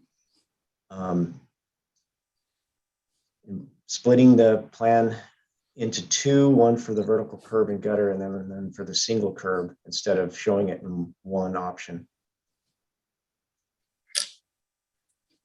Hopefully that incorporates what I believe Alan and Roy had commented on in last month's meeting. Also, I updated the notes a little bit, adding that note number 4. I think Craig, you'd mentioned, that was a good point. Sanitary manhole covers must be sealed where gutter flow crosses. It's probably typical, but should be noted. And then updating that note number 3 a little bit to clarify that hopefully they can rotate the manhole cone so that you don't have to use this detail, which is often the case. I know we had a recent CIP project on Alm School Road where they were fortunate enough to be able to go down and rotate all the cones and avoid having to do this detail. But sometimes rotating doesn't, so therefore this is available.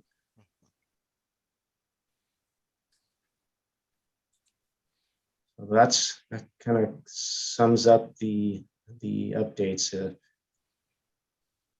Any thoughts, questions? Oh, it looks good, Warren.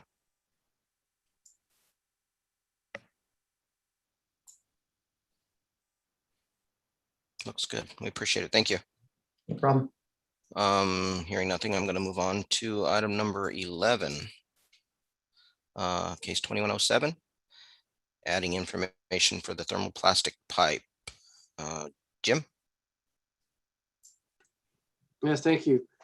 So this came to the working group's attention about trying to more generalize the definition of flexible pipe.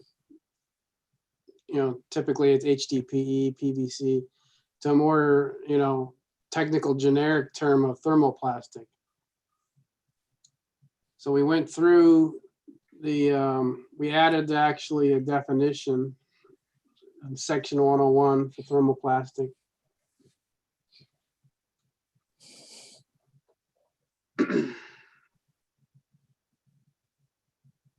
One of the reasons is, we're getting a lot of new requests for cases for different types of new materials. Not really new, but just new applications, I should say. Like typical would be like a sewer manholes now are PVC. So we've gone through and already accepted a polymer concrete version, and now we're starting to see a push from the industry for PVC. Are we going to see HDPE? So, and the various pipes we work with in the different in the 600 section. So kind of made sense to do this. So that's what we've done. We've added this in the definitions, and then we've kind of changed the language in the spec as well, where it's applied in 611. You can see on your screen there.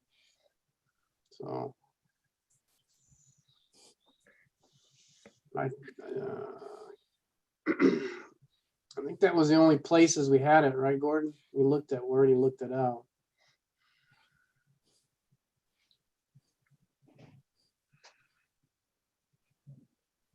Yeah, I think the last working group meeting we had wasn't it the concrete pipe guys what we're just talking about, that there's only a couple of places that actually fit. There's more than just these places that talk about thermoplastic or PVC or something like that, but this is where it actually fits. Right.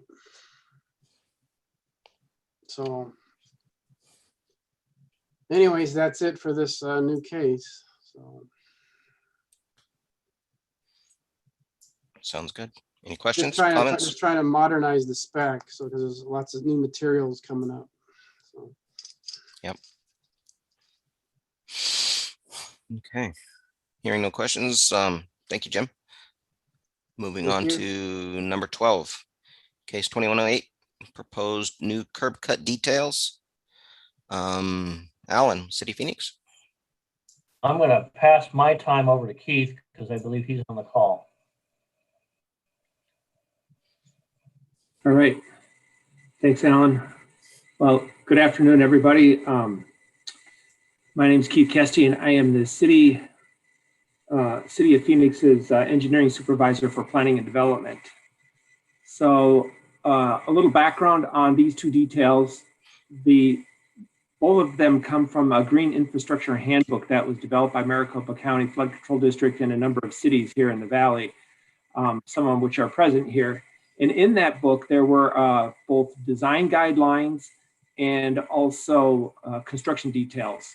The construction details were decent, but as part of the MAG specification and details group, it was decided to develop a working group to go ahead and start considering these details and see if they would fit either inside the standard detail grouping or if they should have their own low impact design.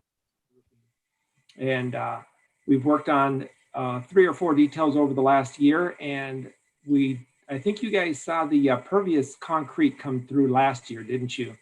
And then, so this year, in the beginning, it would be these 2 details.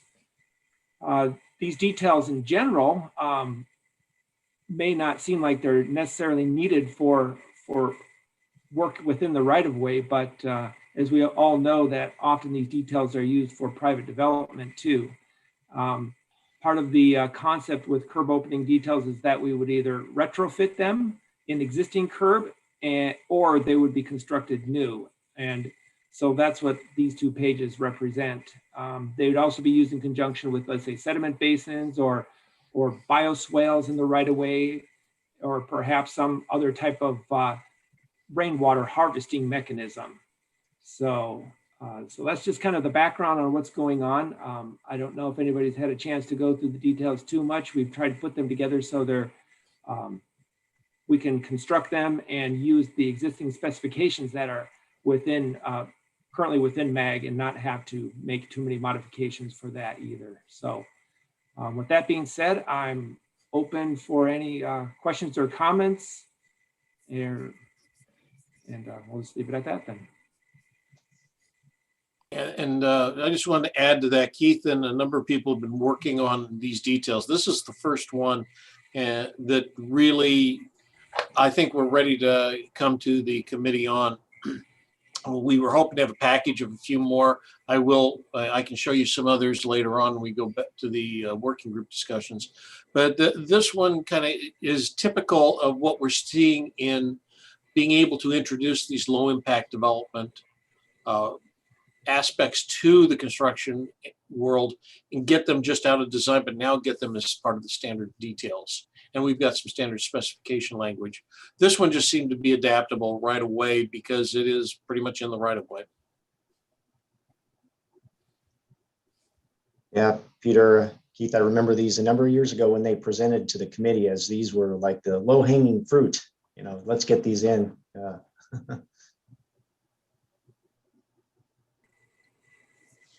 Craig, this is Dan. I just wanted you to know that we're passing the detail around and I haven't collected comments back yet. So still being reviewed over here in Peoria. Thank you, Keith. No problem, Dan. Yeah, and I figured it would be that I could present some of the background on this detail, give the committee members a chance to digest it and work with their staff and come back with comments, and then we can go from there. I had a couple comments, Keith. So how does this work with the sidewalks that's attached? Yes, we had quite a bit of discussion about that. We've got a note on here, if it's going to be an attached sidewalk, that the designer would take into consideration the scupper detail in MAG and look at that. For the most part, the sidewalk is going to have to be dealt with on a separate case. Maybe it's sidewalk is only on one side, which is atypical for most arterial and collector and residential roadways. Or the designer is going to have to figure out a way to get the water underneath or however, but this detail is mostly just to get the water off the street from the gutter. And that's what we ended up with, unless you could have anything else you'd like to add, Peter. No, and I think that was the intent, that there are existing scupper details for situations where we have the attached sidewalk. This is for the situation where there was not. So it's mainly for detached sidewalk. Correct. So on note 3 says detail shall be used in combination. Maybe we would just say for sidewalks attached, you have to use this reference to you have to use the scupper detail. But I wouldn't want someone to, come up with some, some weird thing in the field where they just do this. That's a good point. We probably should need to modify that note a bit. I would just say if you're going to do this with attached sidewalk, basically you're just going to do a scupper for these details. So you don't need this detail for that. No, this is the detail. And note 3 says basically if you're going to use this detail and you have attached sidewalk, it has to be used in combination with those other 2 MAG details. So it says it. Yeah. But how do you, what do they mean in combination? Yeah, to me, you either build a scupper or you don't. So. Okay. Because the scupper includes the modified curb inlet. Sounds good. I've got that noted down. And then do we need to put on there anywhere that the main purpose of this is just for drainage, right? Water. And I know it says 24 inch.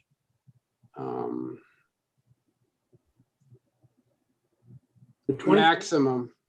Yeah, the 24 inches, one thing back when the detail was being developed for the low impact design group was roadside design guidelines, AASHTO. You know, how large of an opening can you have in the curb and still be safe? Originally, this detail, if you look in the handbook, has a lid on top of it, a steel plate. People were worried about the curb not acting as a barrier, but my understanding is from the roadside design guide that 6-inch curb is not considered a barrier anymore. So it came down to, well, how much of an opening can we have? Is it 2 feet, 17 feet? I mean, where do you stop with the opening? So I think both on our work group and in the low impact design work group that we decided, let's start with 2 inches or 2 inches. That wouldn't do anything, 2 feet, and then we'll go from there.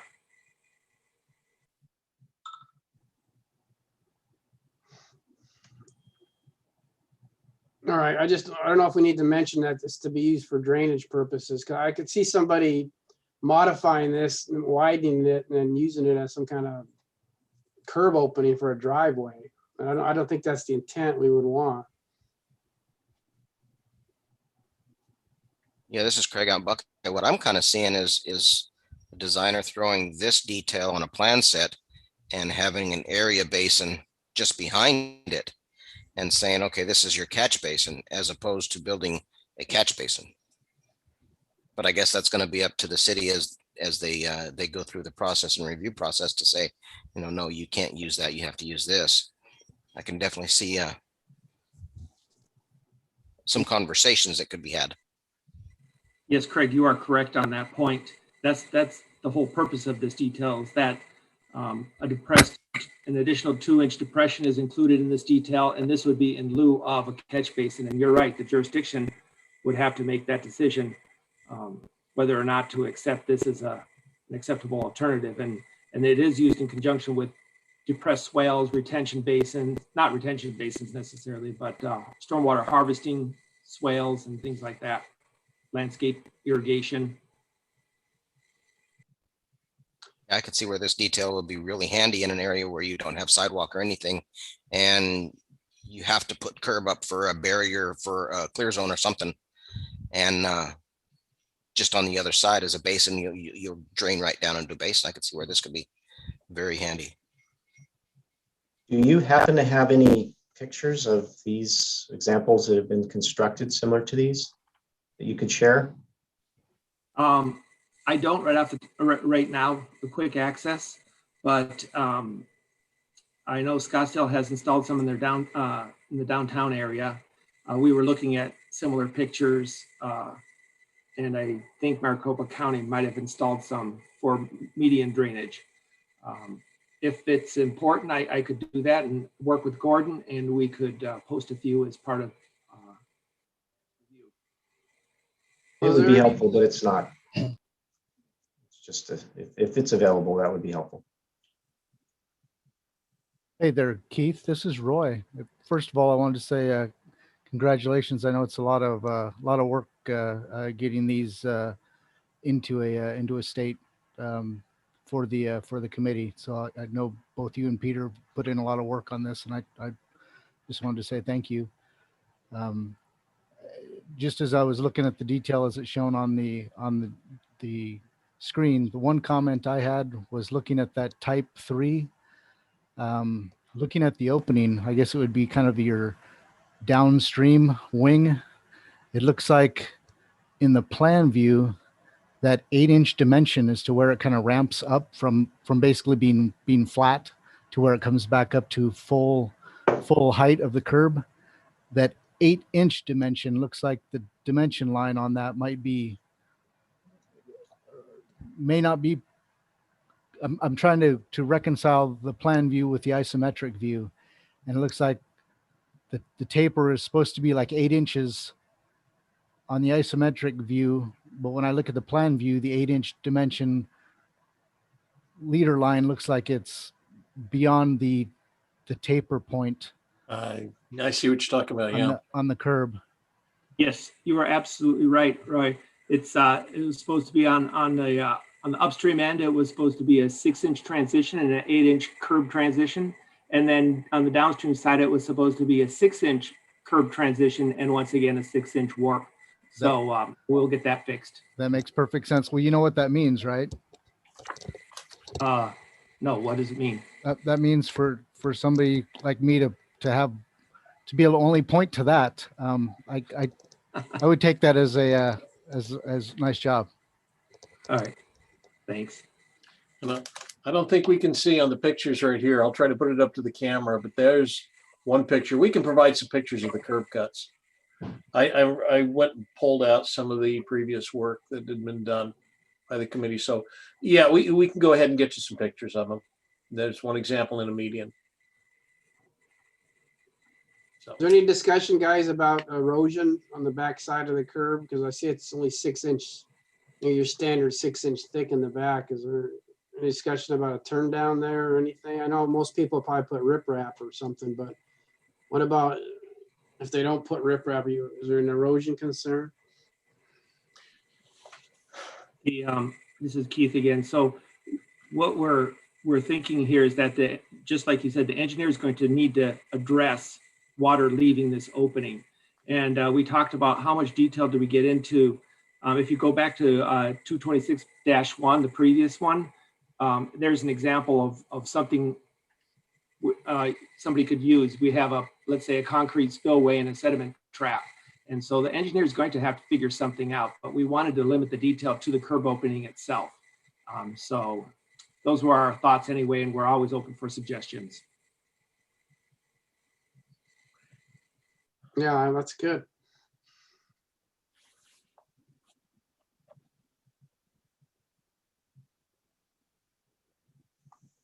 No, these things are common, so it's good to get this is one of the first details we can get in there. That's the one to pick, so that's a good choice.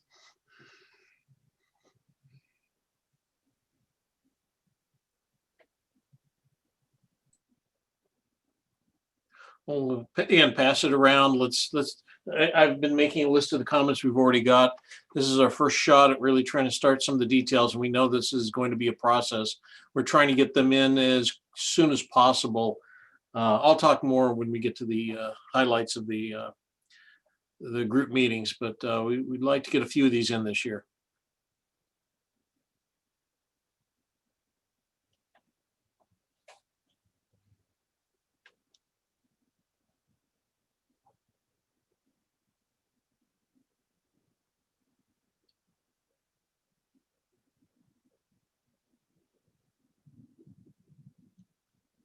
Craig?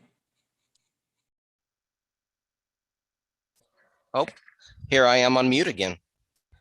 That's what happens when you get too many mute buttons. So, thank you, Keith. Thank you. Appreciate your time and consideration. Okay, moving on down to item number 13, new and potential cases. Does anybody have any new details or specifications that they've seen need to be revised or noticed anything?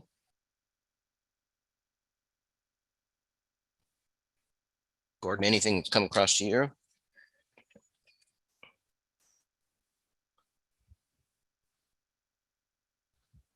Not hearing anything.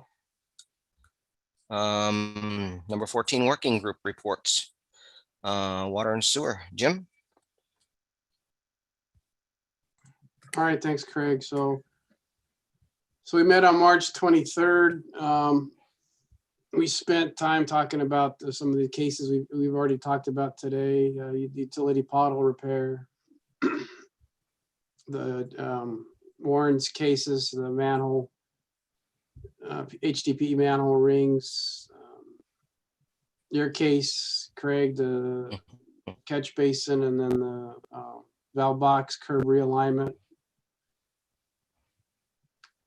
So yeah, we discussed all the cases. A couple of ones that you might be seeing this year is from our group will be the water hauling, portable water hauling addition to 611. Basically, we're just taking an applicable portion out of the AAC statute. Basically, it's just for small water wagons, far as how they deal with the testing of the actual wagon itself, or chlorination, that type of thing.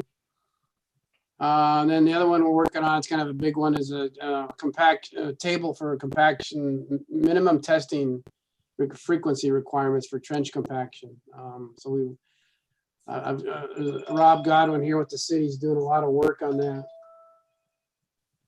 And we're putting together some comparative tables. Again, just trying to come up with a baseline for some minimum testing requirements for backfills of trench.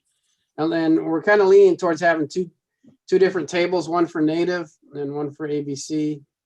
Because obviously with native, you're going to need more testing requirements. So anyways, you're going to probably see that coming. That was about it for the major cases. Our next meeting will be April 20th. So we're getting good turnout, so I appreciate everybody's participation. So thank you. Thank you, Jim.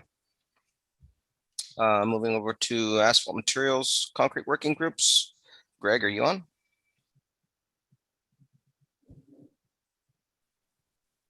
Brian or Jeff?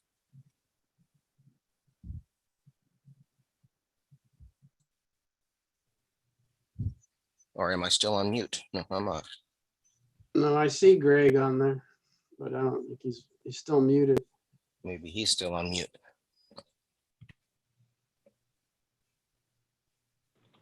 How about now? There we go. Yeah, I got too many mute buttons here too. So Jeff's kind of been running it a little bit, but basically it was the same sort of thing. The bulk of our meeting was around what Jim spoke about with Rob Godwin there, and minimum testing frequencies and kind of where that was all going to go. And then the section 776 on mortar and grout. I was just updating some of the standards. Jeff kind of went through that one. I don't recall exactly where that was going to end up, Gordon. Since it was an update, was that going to be miscellaneous, or was that going to go towards a case? I think he was planning on creating a case for it, but I'm not sure where he is on it. Okay. Well, I'm sure we'll be discussing that one next Thursday as well.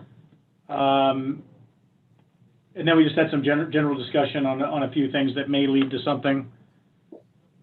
Jeff did the typing of this here, so I can't remember quite everything because it was a couple weeks ago. But anyway, it was a fairly short meeting. Pretty good participation, but our next meeting is next Thursday, the 15th at noon. I did want to add that the materials testing frequencies, there's a meeting tomorrow, a virtual meeting tomorrow, and I think it's at 11. Let me check. It's at noon. At noon. So contact Robert Duvall at Phoenix if you want to be added to that virtual meeting. Okay. Thank you, Greg. Outside right away, Peter. Yes, my apologies. You've got the good. You've got the meeting minutes. Ann was very good about putting that together. And we had our meeting on March 25th. It was a little shorter than normal. We mostly went through talking to Keith, making sure we were ready to go with that one. We have two other details and language and standards associated with those getting ready to go. Unfortunately, I've not been able to reach Eric for a little bit. I've got a note out to him. I did send you, Gordon, kind of the draft we wanted to show. I sent an email earlier, just during the beginning of the meeting, that can kind of show you where we're going with these. They are rough drafts at this point. For the bioswale, for example, this is the one. It is a number of edits we still have to go through. But this is generally when we're talking about, well, what's going to be behind some of these openings. Well, this is one of the details we're coming up with that would be actually dealing with the bioswale, the rock check dams. And associated with that is also a set of standards, and I think there's the text that was in there too. So we've been creating the actual specifications that go along with that. Again, the intent is to try to tie in to the existing standards as much as possible. We've got the bioswales and the rock standards, and they would be incorporated with that. The other one I know Eric is working on is the sediment traps. Again, these are all the things that you see behind the other stuff that as it enters off of the street. Let's see if we get that one.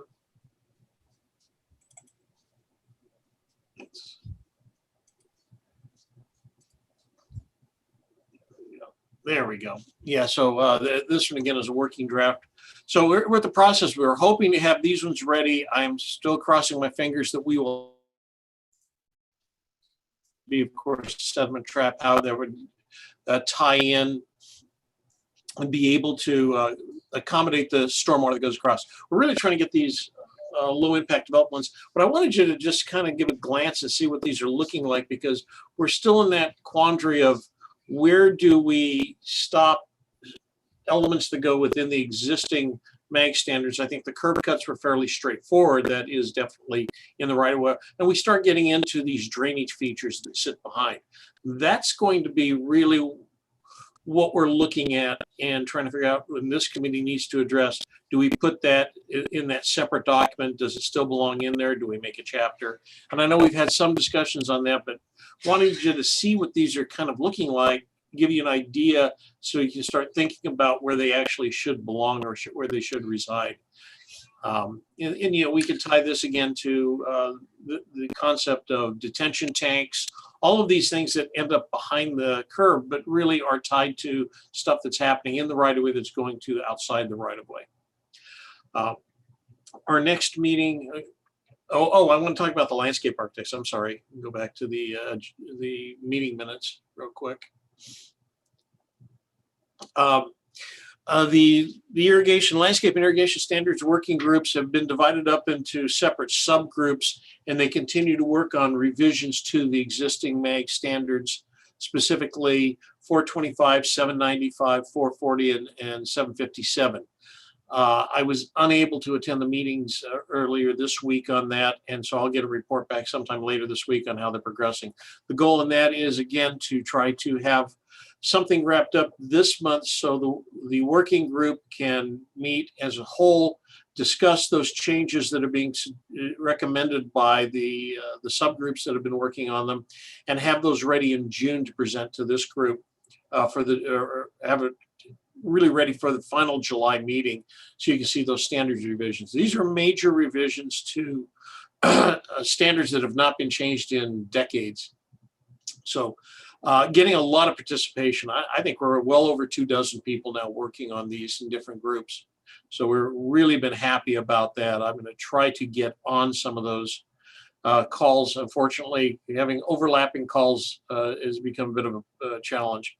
Our next meeting is on April 22nd of the group, and get a status of where we stand on those. And our goal again is next month to get some of these other details in and have the schedule set up for those standards to be provided. Do you have any questions? Anybody got questions on where we're going? Peter, I was able to attend the landscaping meeting on Monday of this week. And so they gave some updates on the subgroups that are working on specific sections. And the gist of it is they're moving along. They may be about a week behind their initial plan schedule, but they still hope to have things ready as far as having cases before the July meeting. Okay. There was one discussion item that I wanted to bring up to this committee is they had a lot of questions about the term engineer when it's referring to like getting the engineer's approval on things.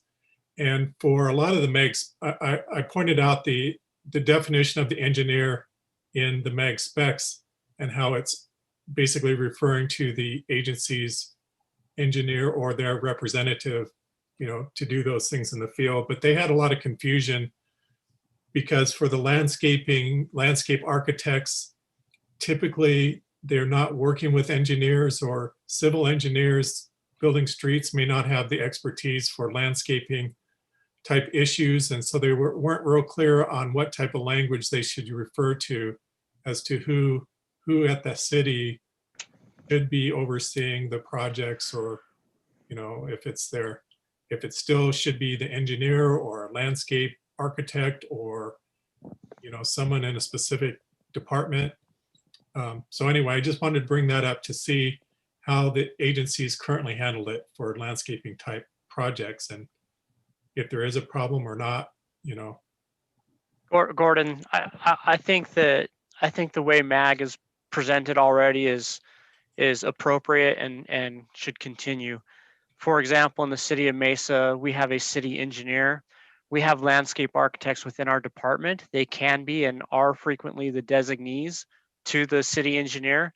We do not have a city landscape architect that has authority to direct the work without being under the direction of the city engineer. So to be an all-encompassing term, the reference to the engineer and the definition that's in MAG right now, I believe is appropriate and does provide the appropriate direction. That they're the decision maker, the ultimate one that has the authority generally granted by council to make those decisions. So I don't think we should change it. I agree with Ryan. Yeah, we're similar set up here in Chandler. Ultimate authority is Public Works Director or City Engineer. I agree. I also agreed with that idea, and I think that I tried to explain to them, what Meg meant by engineer, but there was a lot of confusion amongst them because they did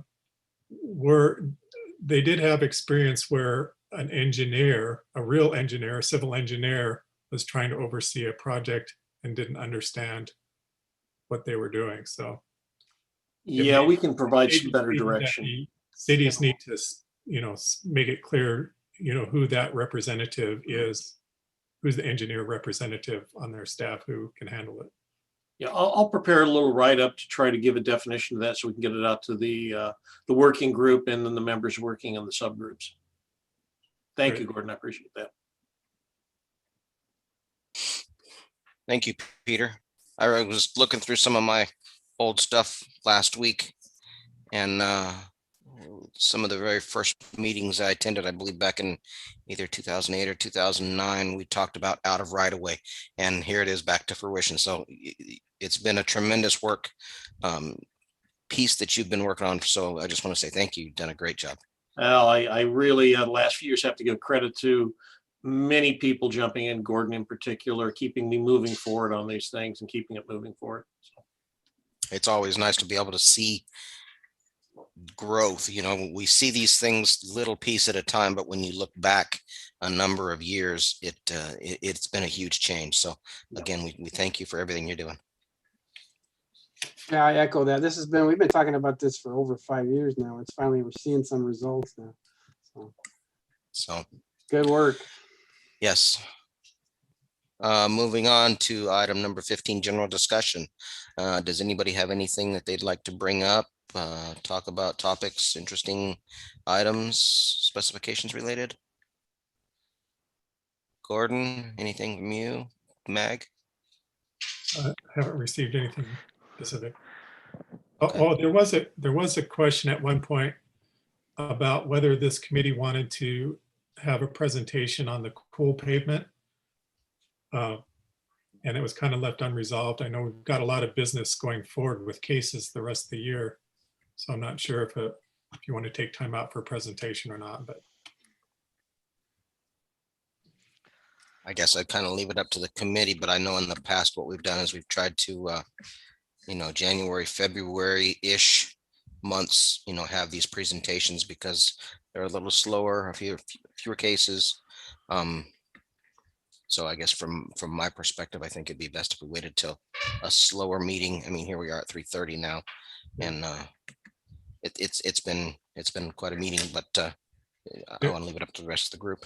There was a brief conversation about this at the Asphalt Concrete Working Group, and they sounded like they were open to having a presentation in their working group. So maybe if someone from the committee was interested, they could join that presentation. That would be a good idea. So, other than that, are there any other topics that anybody would like to bring up? I just have one request, and maybe it's available already, and I just don't know where to find it. But can we have a file put together of all the current versions of the details? I know some of them are in this month's packet, and there's some in previous months' packets. But can we get all the current versions of the details and specifications that are proposed into one file that's made available for us? The easiest way to get those currently is on the specs and details cases under consideration, because I update the cases on this page. And if they weren't updated for a particular month packet, it still has the most recent version on there. Perfect. Okay. And that was under committees, and then what? Yeah, if you go to the main committee page, I just click on the 2021 specifications and details cases under consideration. It'll have the current cases, whatever I had the latest versions for. Okay, that's perfect. Thank you, Gordon. Mm-hmm. I guess I never paid attention to that. I was always just pulling them out of packets in the past, but that's helpful. Yeah, typically I only put the ones that have changed in the packet, so we aren't overloaded with right. things that aren't new. So, all right. Any other questions, comments? Not hearing anything. I think we can go for adjournment. Okay. My motion, we adjourn. I'll second. Thanks, Craig. Thanks, everyone. All right. Thank you, everybody. Okay, see you later. Thank you.